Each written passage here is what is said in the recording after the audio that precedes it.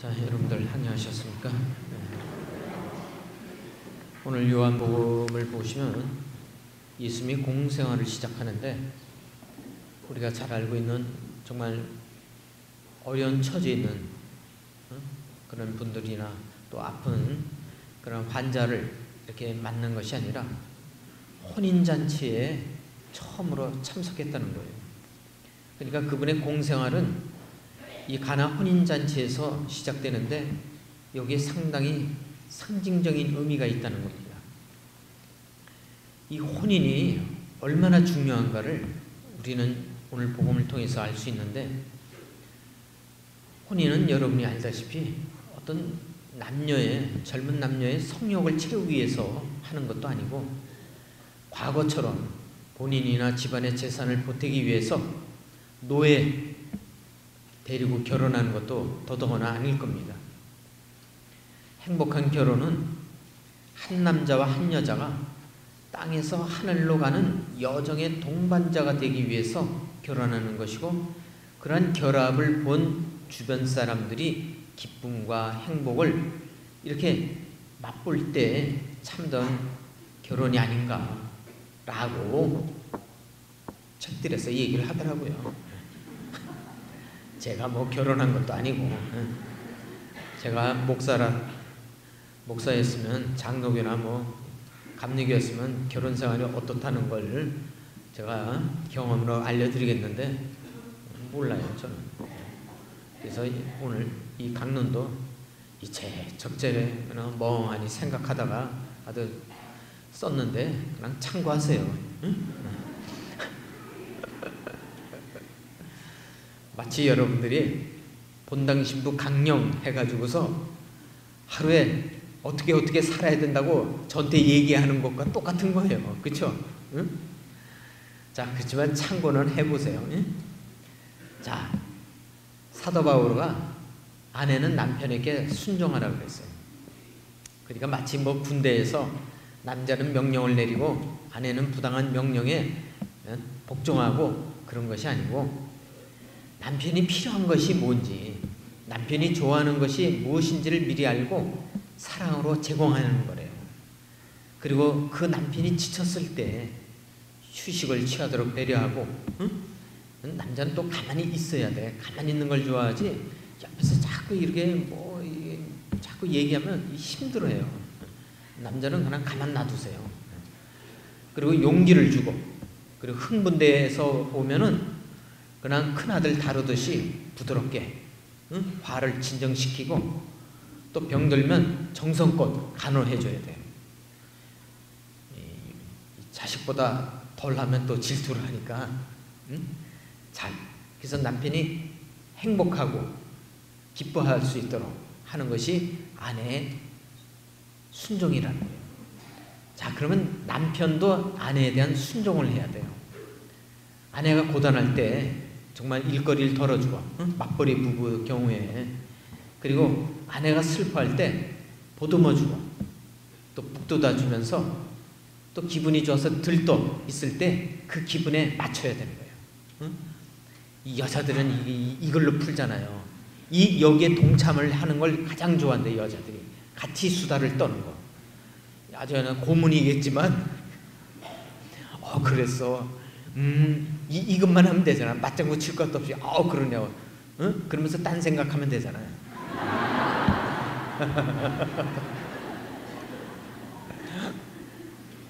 남자들은 여자가 막 잔소리해도 이게 하도 잔소리 들으면 딴 생각하잖아요. 이거 끝나면 어디 가서 술 한잔 어디서 먹을까 이러면서. 자, 그래서 건강한 결혼 생활이라는 것은 어디 한쪽 일방적으로 순종하는 것이 아니라 양쪽이 서로 순종하면서 배려하면서 살아갈 때 가능하다는 거예요. 그래서 남편과 아내가 서로 사랑하고 존중할 때 든든한 성과 같아서 어떤 악의 세력도 그 성을 함락시키지 못한다는 거예요. 그래서 사랑하는 배우자가 있다면 그 배우자를 끝까지 믿어주고 또 지켜나갈 수 있도록 도와줘야 된다. 건강한 혼인은 신앙이 흔들릴 때에도 든든한 버팀목이 된대요. 한쪽 배우자가 굳건한 신앙의 힘으로 있을 때 약한 배우자의 신앙이 정말 이렇게 도와줌으로써 영적으로 성장할 수 있는 것이 아닌가. 부부는 이렇게 서로 도우면서 사셔야 되지 않나. 거칠게 말을 하거나 또는 이 폭력이나 유혹을 가하는, 그 집안에 들어와서 막 목청껏 소리 지르고, 기분 내키는 대로 막 주먹질을 휘두르고, 그리고 막 가족들이 자기 말에 고분고분 하기를 원하는, 마치 무슨 열등감이 하나 똘똘 뭉친 사람처럼 그럴 필요는 없다는 거예요. 여러분들 사극 보세요. 사극 보면 사대부 집안들은 자기 부인을 하대하지 않아요. 이렇게 반말로 안 해요. 부인 하면서 이렇게 존중해요. 그리고 뭐 양반집 대감이 막 밥상 집어 던지고 막 애를 주먹으로 때리고 막 부인을 막 욕지거리 하는 거 봤어요, 못 봤어요?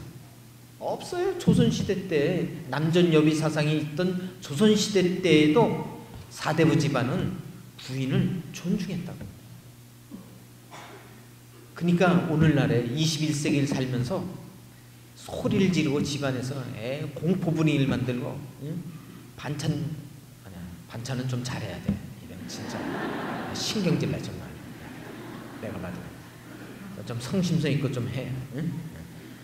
근데 부인을 막 종부리듯이 막 이렇게 밥상을 집어던지고 막 이건요, 족보를 뒤져보면 그렇잖아. 족보를 뒤져봐요. 그건 있으면 그거 다 산 거예요. 19세기 18세기 때 조상이 돈 좀 모아가지고 어디 양반집 그 족보 사가지고서 그때부터 이름 넣은 거예요. 그건 양반도 아니야. 품위 있게 그렇게 결혼 생활을 하셔야 돼요. 아셨죠?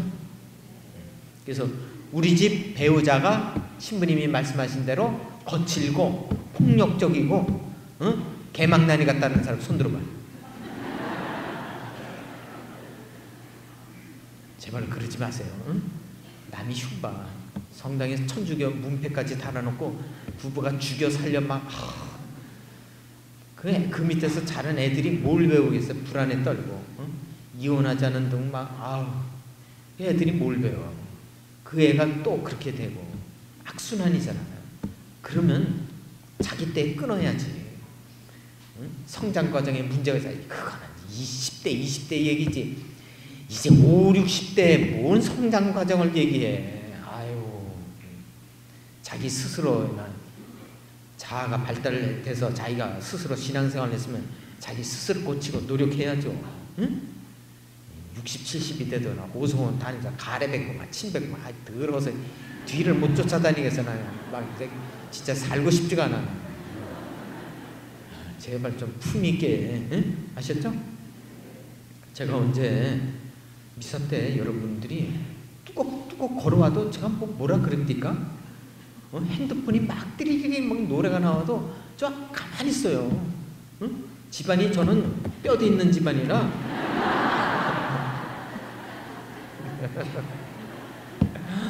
그렇게 쌍스럽게 놀지 않아요. 응? 여러분 본당 신부가 점잖으려고 노력하는 만큼 여러분들도 노력하세요. 응? 뭐 들여다보면 점잖지는 않겠지만 그래도 공식 석상에서는 그러려고 무지 노력을 하니까 여러분들도 좀 양반집, 사대부집 후손답게 그렇게 살아가세요. 이건 신앙을 떠나서 사회 윤리적인 문제예요. 도덕적인 문제고. 아셨죠? 그래서 배우자를 소중하게 여기세요. 이왕 결혼한 거 불쌍하지도 않아요. 자기 믿고 온 배우자를 그렇게 학대하고 좀 따뜻하게 해요. 마음에 안 들면 처음부터 하지 말지. 뭘 처음엔 좋다가 하고 왜 나중에 변심하고도 그래. 응? 진정한 사랑은 노력이에요. 노력하는 거예요. 감정은 저리 가라고. 응? 노력이에요. 노력. 싫어도 싫지 않은 척하고 노력하는 게 그게 진정한 사랑이에요. 그게 하늘에 공을 쌓는 거예요. 아셨죠? 그래서 이제부터는 집안에서 소리 지르고 막대 먹은 영감님들처럼 그러지 마세요. 고집 피우고, 응? 고분고분 말 잘 듣고 그렇게 살아가도록 하세요. 응?